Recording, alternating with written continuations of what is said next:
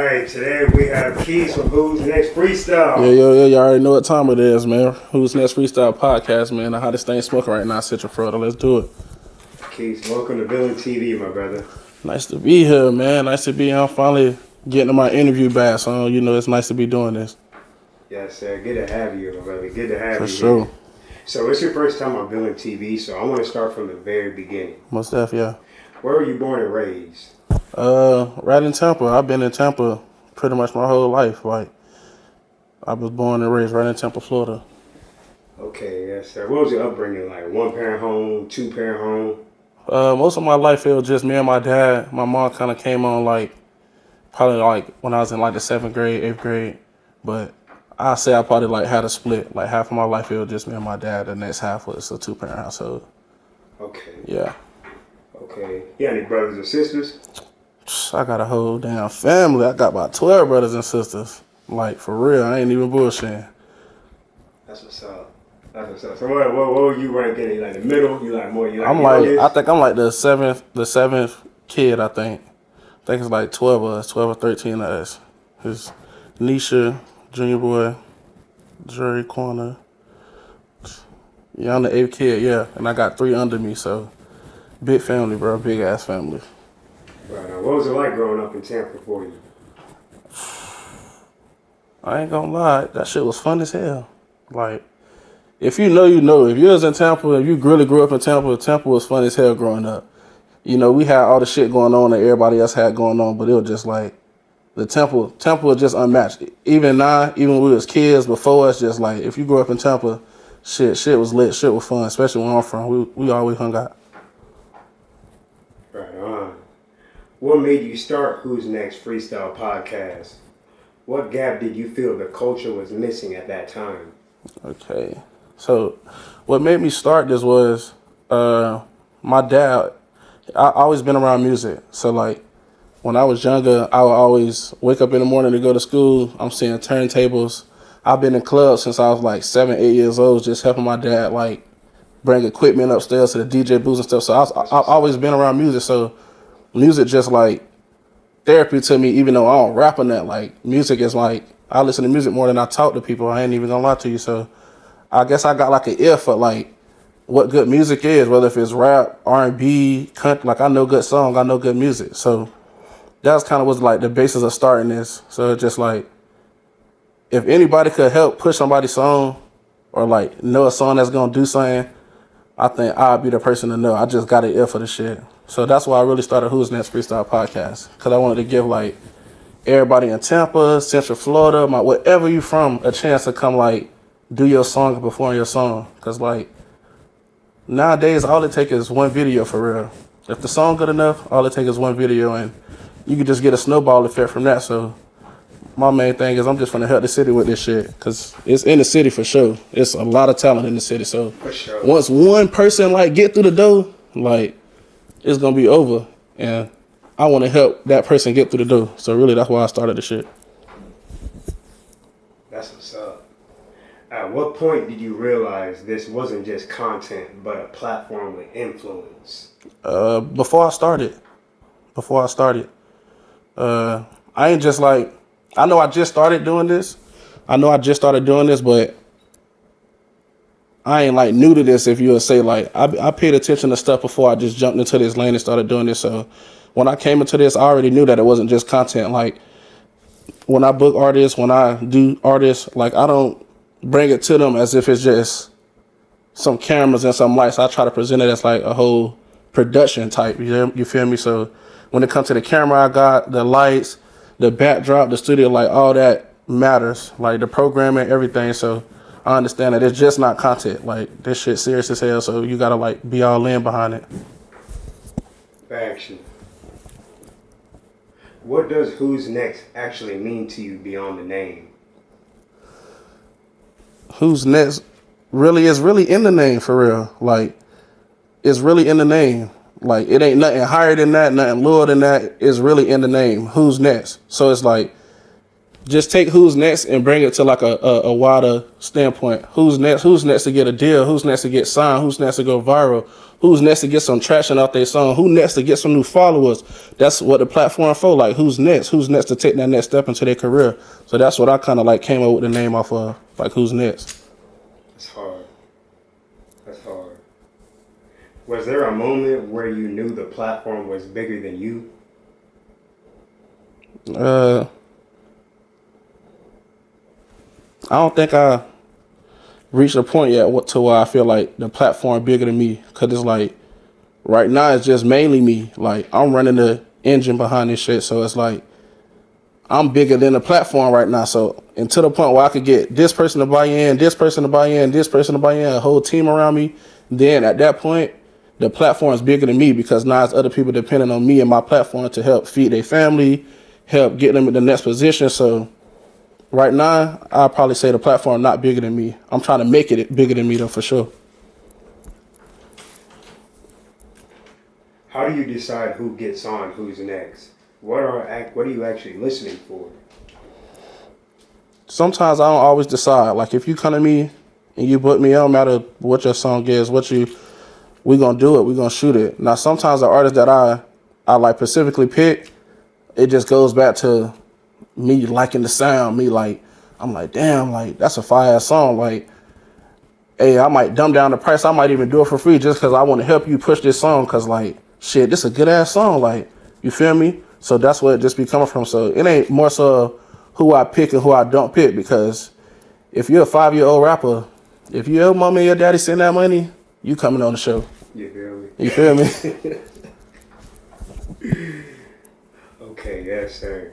Do you feel pressure to let everyone on, or are standards non-negotiable for you? I don't feel no pressure to really let people on.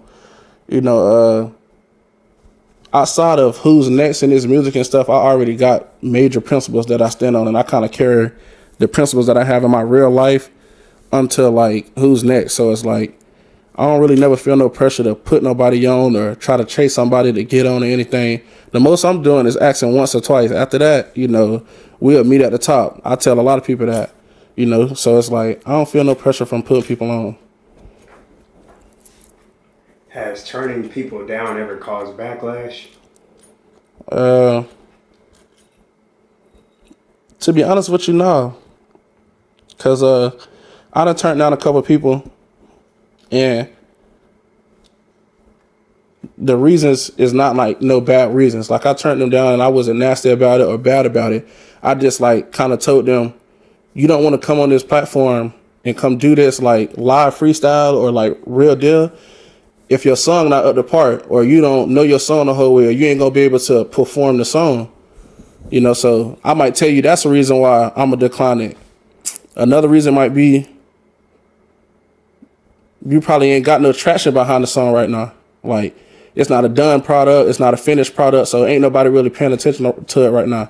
So it's like, for instance, if you're a starting out artist and you making videos, you making thrillers, you making this, that, and that, that's cool and all that, but to be taken a little bit more serious, you got to put the money behind a video. Like, if anybody come on your page to try to book you for a show or get you in or anything, if all they say is a thriller that got, you feel me, some views and stuff, that's cool and all that, but you got to try to show a little bit of body of work. So stuff like that I pay attention to also. So that's probably the answer to that. That's a real game right there. That's a real game. Do artists understand that platforms like yours are businesses, not favors? Someone. Yeah, someone do. Yeah, I ain't gonna say all on. Someone most definitely do. Someone look at it as a favor and not like a business. Most definitely, yeah. Someone. Do artists underestimate how much platforms matter until they need one? I'm gonna say yeah and no, cause like, this how I feel about it. Now, if you got a platform, artists know that they need platforms to grow. Cause if you get signed to a label, if you go anywhere, the first circuit they're gonna put you on is the radio, freestyle thing, like all type of these platforms to try to get you signed on the radio, Ebro and the Front Flex, all of these guys. So the engine, which is the record company, they know how important these platforms are. Now, if you're a platform that got A-list artists on your platform, everybody gonna want to go to it. If you're a platform that got B-list or C-list or everybody ain't coming to, sometimes you gotta like put in that extra footwork to like get the artists that are bigger. But you gotta like know your ground though at the same time.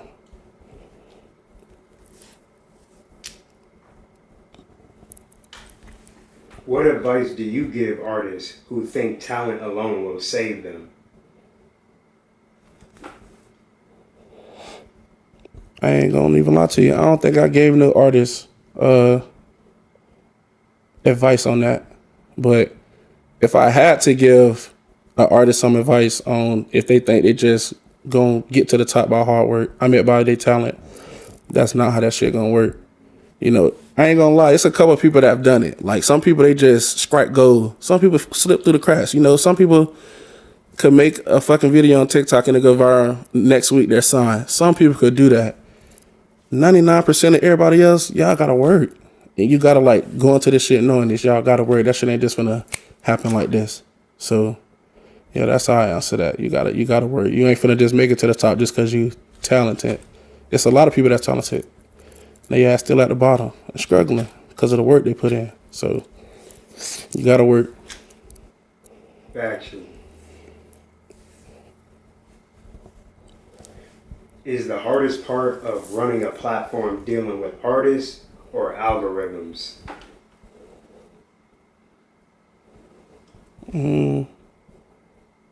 I'll say the hardest part about dealing with a platform is just being consistent for real. Because if you think about it, the algorithm really playing your favor when you just being consistent, just dropping videos that's really doing numbers, that's really competing with other platforms. And if you do that, the art is gonna come regardless because that's what this game is. Like once your numbers go up and once you start being consistent and your video keep getting played on their page, they're in the loop now. So you get the algorithm right, you get the artist. I feel like that's how I play. So yeah. Yes, sir. Why do artists respect platforms more once money gets involved? Can you say that again? Elaborate on that a little bit. Like, let's say I have an artist come to me, right? Let's say Yeah. I'm gonna do like a mic drop something. Right. They come to me. Let's say I tell them it's free, but let's say they go to another platform and that platform says $100. Right.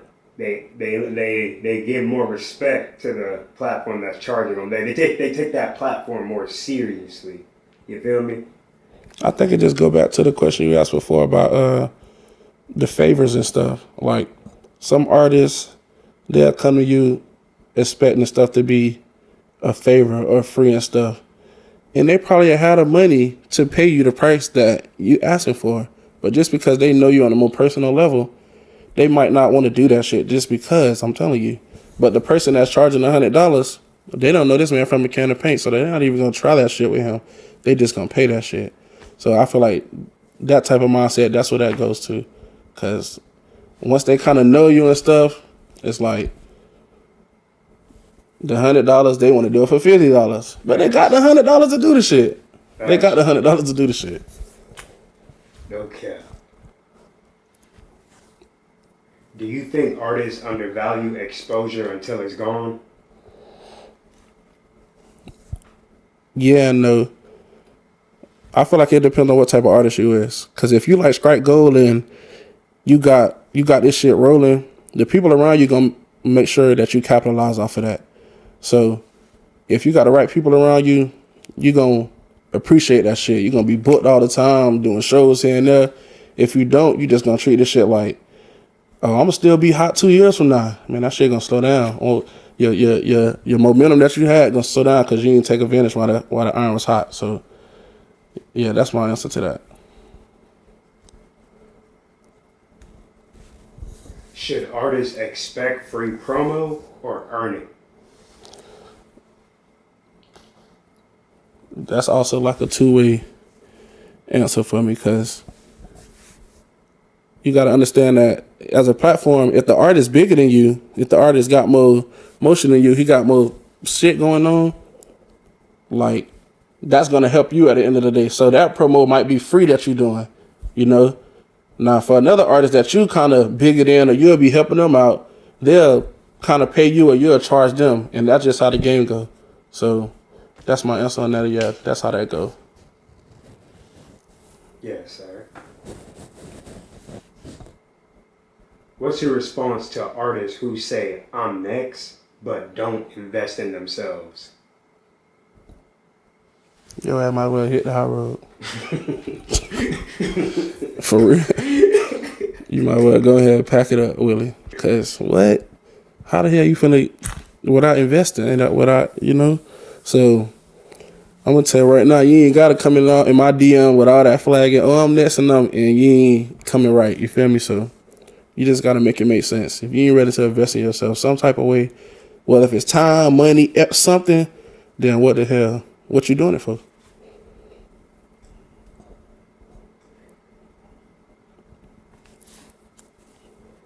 If an artist watches this interview, what's the one thing they should take seriously starting today? They studio time. Take out studio time on serious. Some people book an hour, some people do 2 hours, 3 hours. Take your studio time serious. Like, you know, some artists, they like to come in there, smoke, drink, vibe, listen to beats all day. Sometimes y'all just wasting time. Like, y'all got to be more creative. Like, you got to learn how to use up all of that time and learn how to, like, record yourself. Like, learn what to listen to when you not in the booth, but after you get out the booth, like when you're listening to your song and stuff. So I think they got to take that more serious. They studio time. Factual. What's the... Ooh, it's a real good question right here. What was the hardest part about starting Who's Next that nobody ever sees on camera?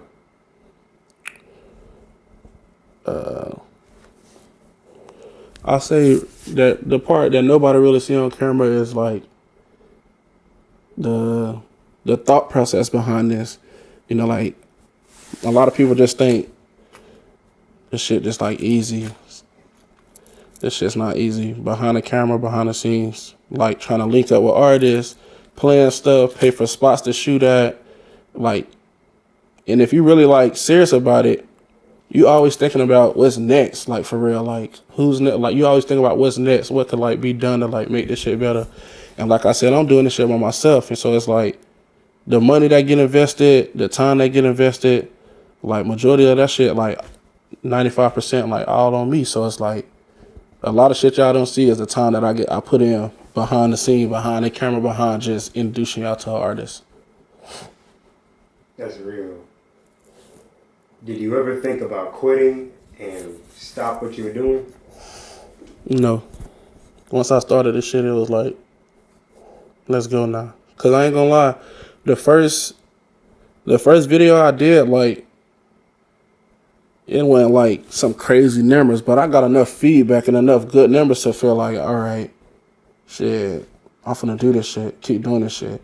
And to be honest with you, even if the numbers didn't look good on the first thing I ever did, I still was gonna keep doing the shit. Cause low-key, I was ready for the numbers not to even be nothing. But it was more than what I expected. So that just gave me the extra confidence, extra boost to be like, yeah, boy, you might well keep doing this shit. Like, so I ain't never even think about stopping for real. Like, once I started, it was like, on go. That's real. Do people underestimate how much work it takes to run a platform consistently? I don't think they underestimate it. I think they just don't know. They've never been on this side of the ball. Like, that's like me saying to an artist that, I never been an artist. I don't know how I feel to write songs, be locked in the studio. The most I do is freestyle in my fucking car. I don't know how I feel to be an artist. So I don't think that people underestimate it. I just think they don't know the ins and outs of how to run this business and how to like make it great. So they just like feel how they feel about it. But I don't feel no way about it though.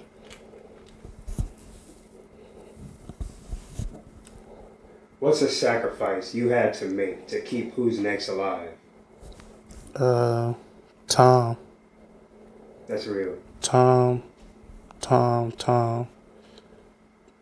Like, the money gonna come and go. You feel me? The money gonna come and go. Your time, you ain't never getting that back.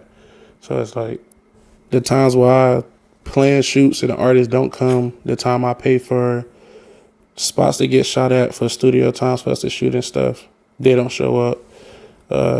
My kids, my family, like, that shit take a lot of time away from them. Like right now, I'm out here doing this shit. I'm missing time with my kids and stuff. So I say the time for sure.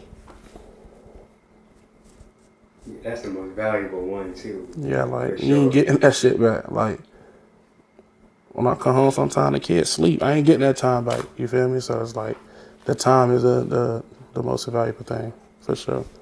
Plus, when you like going to work, still doing other stuff, you got your own life to live. This business, when you really like chasing it, that shit will take away like your time for real. You won't have time to do this, that, and the third. And that's just right now. And I'm on this level. I'm already knowing like shit, I get up here, that shit gonna be the same way. So it's just like that time. He ain't getting that shit back.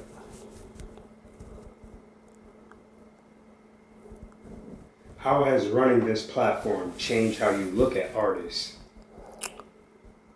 I don't think it changed how I look at artists. Like I said, I've been around music. I kind of, before I was in the artist space, I was a kid that used to sit in the house sometimes. I'm looking up YouTube video of the artists, and so I already knew like how artists would be low key, like how they would operate themselves. So nothing really that an artist have done shocks me or like it's just like shit. That's what an artist do, I guess. Plus sometimes they just being themselves. So that's how I take it.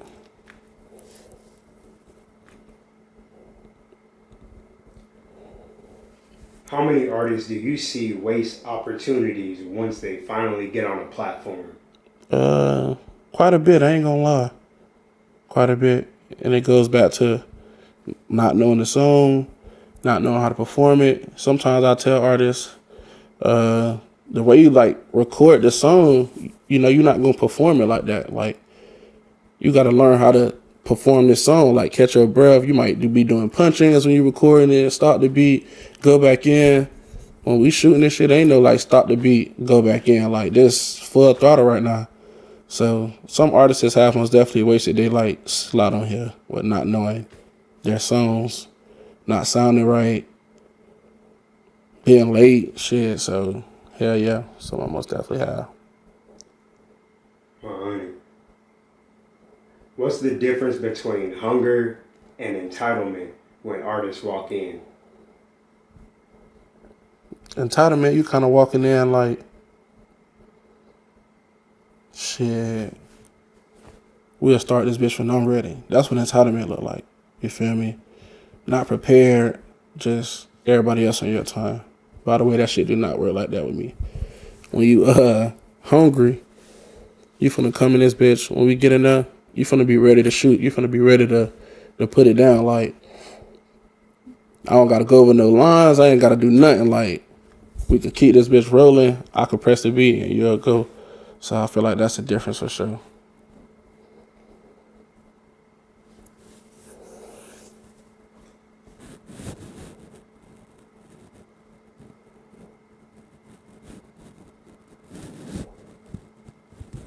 Why do artists respect platforms more than the people actually building them? Because the platform is what's eventually going to be bigger than the person. So, like, if you just think about it, do you know who owns Pepsi? If he knocked on your door right now, would you know if it was him? You wouldn't know if it was him. Why? Because the brand bigger than his face. So, the masses, the people, society, social media, whatever, they're going to respect the brand before the person. Because at that point, the brand is bigger than the person. That's real. Do you feel platforms are the new A&Rs? No. Because if I said that, I'd be disrespecting the people that actually sit down and listen to music. Like, so I don't feel like platforms are replacing them. I do think they're helping them though.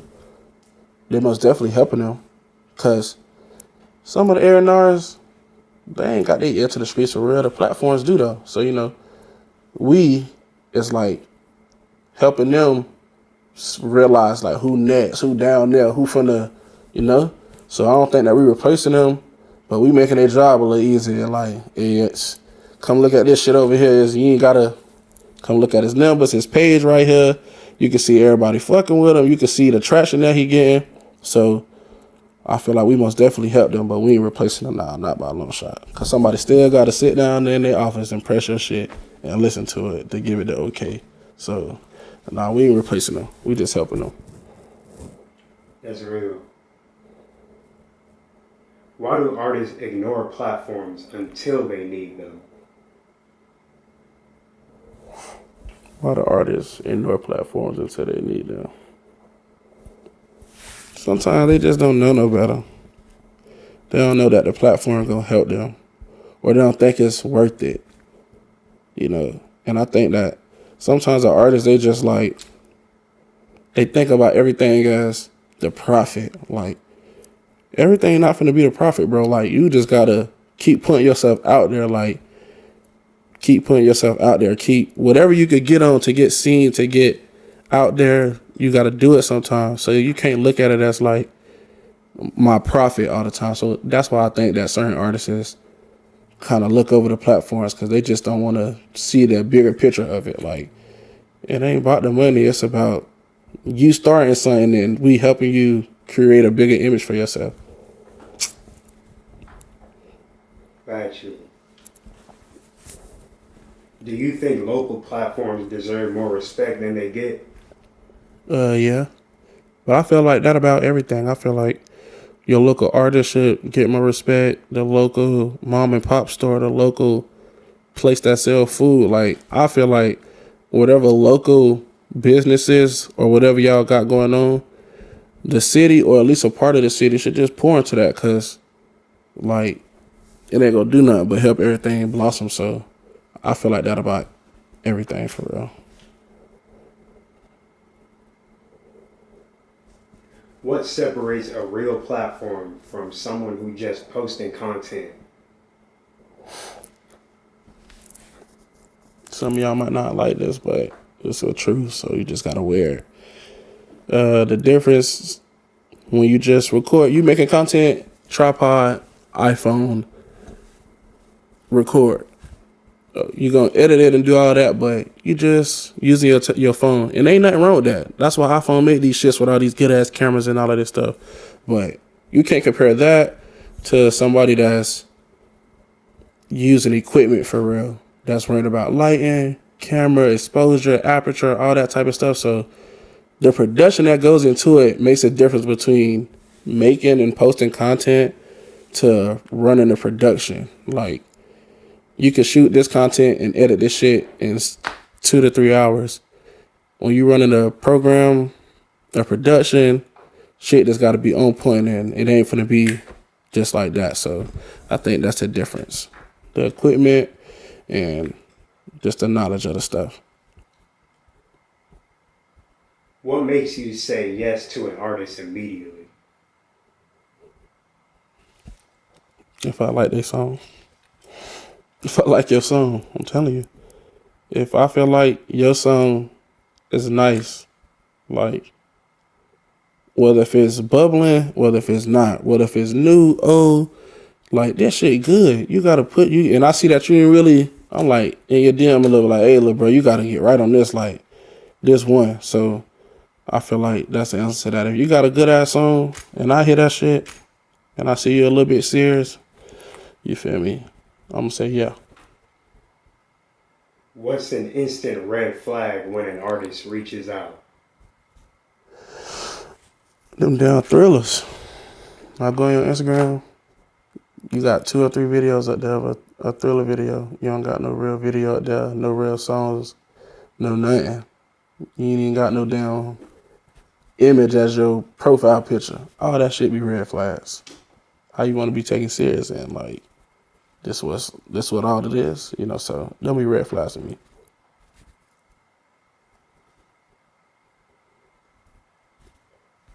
When it's all said and done, what do you want Who's Next to represent? When it's all said and done, I want Who's Next to represent like the bottom for real. Like I want Who's Next to not really elevate and like lead the bottom. I want this to be like my foundation for shit. Like even if I get to the pinnacle to where I'm just like through the roof and like this company just the foundation of this shit always gonna be the bottom. So it's like I'ma always reach back and grab somebody from the bottom. I don't give a damn if next year I'm shoulder to shoulder, rubbing shoulders with the president. I'm trying to get somebody from the bottom, man. So when it's all said and done, I want everybody to know that, like, yeah, Keith and Who's Next, they always reach back to the bottom and got somebody through the door. What do you want artists to feel when they sit at your mic? I want you to feel at ease a little bit, but with a little bit of pressure, because you got to do this shit right, nigga, because ain't nobody coming on the platform to hear no bullshit. 100. You ain't coming on here to spit no bullshit. So it's like, I want you to be at home and ease a little bit, be in your bag, but I want you to be in your bag, though. You feel me? I need you to, let's do it. All right, final question. What do you see for Who's Next Freestyle podcast in 2026? I see us on the bigger and better things. I see us being more active in our Tampa scene right now. You know, I need to start getting them more shows, start doing more interviews, just start building my brand with my face right now. So that's what's next for 2026. And hopefully we get a new building so we could deck that shit out and everybody could just pull up to the Who's Next compound. You feel me? So that's the plans for 2026 for sure. Building the brand up with my face, touching more shit in Tampa, whether if it's parties, events, kids stuff, everything, just being out in the open with it and getting the spot. So that's for 2026 plans for Who's Next, man. Okay, yes, sir. Well, Keith, my brother, it's been a pleasure having you For on sure, Villains TV, thank you for brother. having us, man. Who's Next Freestyle Podcast, man. Villains TV. Let's do it. Definitely want to bring you back for sure. I'll come and bite, yeah, for sure. We can schedule another one. I'll come and bite. Like I said, we got to do this move. For sure. I want to come on the podcast too. I want No, to yeah, because I'm finna start doing interviews and stuff too, man. I'm telling you. Yeah, I need my first trip, man. I need mine out there for sure. Let's go then. I'm telling you. Isu Kasai, yo Kasai, however they say it. You invited me to your platform, I invite you to my platform. For sure. I want you to come back regularly too. When we just keep chopping it like some Vlad TV, Adam 22 type shit. No, yeah, for real, because I pay attention to all that shit too. It's like, that's why I want to get in the interviews too, because I know that the interview game, this shit is what it is before podcasting. So it's like, I've been watching Vlad run it up. It's 2025. This nigga just started putting his face in the camera. Like, come on, bro. Interviewing, where is that? So, y'all gonna see me on here more, man. Villains TV, we in here. 100%. Oh, drop all your platforms for me. Yeah, most definitely. Hey, man, go follow me at Who's Next _music. Who's Next _music, man. Follow the platform. We growing. We getting bigger. We doing numbers. This shit gonna be colossal. And any artists out there, man, y'all get up with me and tap in. Because I'm telling you, once this shit get bigger and bigger and bigger, I'm not gonna change. Everybody else gonna change. Remember that. 100. Yes, sir. That's Keys from Who's Next Freestyle Podcast. For sure. Yes, sir. Brother Love. For sure.